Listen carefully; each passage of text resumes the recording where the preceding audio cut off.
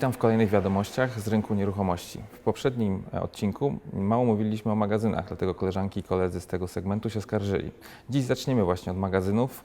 Powiemy troszeczkę o coworkach, o transparentności polskiego rynku nieruchomości oraz o kontroli NIK. Zapraszam, Konrad Okła.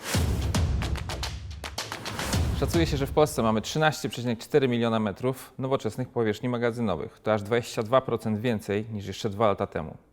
Cała Unia Europejska, zwłaszcza ta część, w której znajduje się Polska, czyli środkowo-wschodnia, obserwuje bardzo duży wzrost w tym segmencie. Eksperci przewidują, że do 2050 roku cała Unia Europejska wzrośnie w tym segmencie o około 36%, natomiast Polska aż o 54%. Skąd tak optymistyczne prognozy? Trzeba się tu przyjrzeć zdecydowanie stawkom roboczo-godziny. Dania to na przykład 42 euro, Niemcy 35, natomiast w Polsce oscylujemy w około 10 euro. Te warunki ekonomiczne przyciągają takich inwestorów jak na przykład Alibaba czy Amazon. Natomiast cały czas obserwujemy zbyt małą ilość rąk do pracy przy tym tempie rozwoju, nawet wspomagając się obcokrajowcami. Co będzie dalej? Rynek pokaże.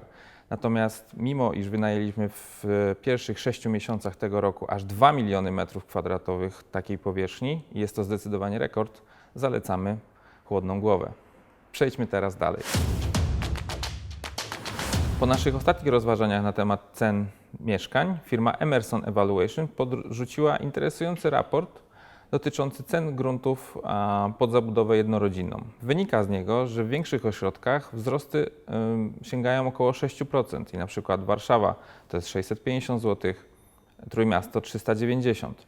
Warto jednak pamiętać, że są dzielnice w Polsce, na przykład w Gdańsku dzielnica Oliwa, gdzie cena takiego metra kwadratowego potrafi przekroczyć 2000 zł. Tak bywa. Najwyższa Izba Kontroli sporządziła raport dotyczący udzielania przez banki kredytów hipotecznych w walucie obcej. Dla większości z Was pewnie nie będzie zaskoczeniem, iż dopatrzyła się tam wielu uchybień oraz nieprawidłowości. Główne z nich to stosowanie przez banki klauzul abuzywnych dotyczących oprocentowania. NIK zauważa również, że organy publiczne dosyć opieszale i nieprofesjonalnie zajmowały się tego typu zgłoszeniami bądź nadzorem nad tym. Nie mają jednak do tego odpowiednich narzędzi prawnych. Najwyższa Izba Kontroli zaleca zastosowanie w formie ustawy dodatkowych uprawnień, m.in. dla Komisji Nadzoru Finansowego, które pozwolą na sprawne regulowanie oraz nadzorowanie tego typu transakcji. Myślę, że tego typu rozwiązanie jest bardzo dobrym wyjściem dla przyszłych kredytobiorców. Coraz to nowe transakcje najmu na rynku powierzchni biurowych pokazują, iż w Polsce bardzo umacnia się trend powierzchni coworkingowych.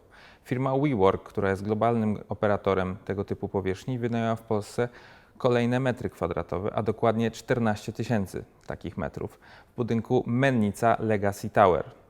I uwaga, umowa podpisana została na 15 lat. Tego typu umowa pokazuje, iż trend ten przez ekspertów uznawany jest jako raczej stabilny. Warto również powiedzieć o operatorze, który rozwija się w mniejszych regionach, m.in. w Lublinie oraz Olsztynie, firma O4. To dowodzi, iż trend ten przez biznesmenów jest uznawany jako stabilny i chyba trzeba sobie powiedzieć otwarcie, że doganiamy tutaj czołówkę Europy. Według raportu Jones Lang LaSalle oraz LaSalle Investment Management Polska znalazła się na 20. miejscu pod względem transparentności rynku nieruchomości. To spadek aż o 7 miejsc w stosunku do wyniku sprzed 2 lat.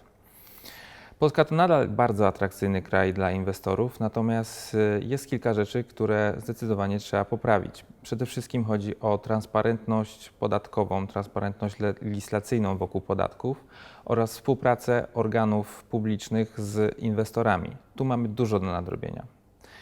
I tą informacją chciałem zakończyć dzisiejsze wydanie wiadomości. Zapraszam na pozostałe odcinki. Do zobaczenia. Konrad Okła.